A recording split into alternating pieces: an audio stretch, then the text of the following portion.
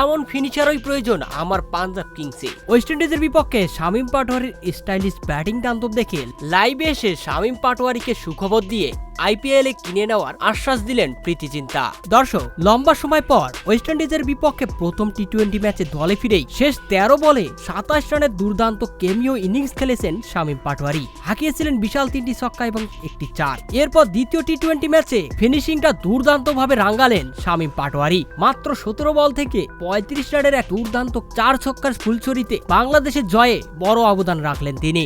Of side কিংবা leg side, এমনকি পিছন দিকের বাউন্ডারিও বাদ রাখেন না শামীম পাটোয়ারি। আর এমন স্টাইলিশ ব্যাটিং করে বাংলাদেশ দলকে জেতানোয় ম্যান অফ দ্য ম্যাচও পুরস্কার পেয়েছেন শামীম পাটোয়ারি। আর শেষ দিকে শামীম পাটোয়ারির এমন পাওয়ার হিটিং দেখে লাইভে এসে প্রশংসার ঝড় বয়ে দিলেন পাঞ্জাব কিংসের মালকিন প্রীতি জিন্তা। তিনি বলেন, শামীম পাটোয়ারির এমন স্টাইলিশ ব্যাটিং আমার খুবই পছন্দ হয়েছে। পাঞ্জাব কিংস এবারের আইপিএল এর নিলাম থেকে তেমন একটা ফিনিশার আমাদের দলে ফেরাতে পারেনি। তাই আমি ভাবছি বাংলাদেশি এই শামীম পাটোয়ারিকেই আমার দলে ফিনিশিং এর দায়িত্বটা দিতে।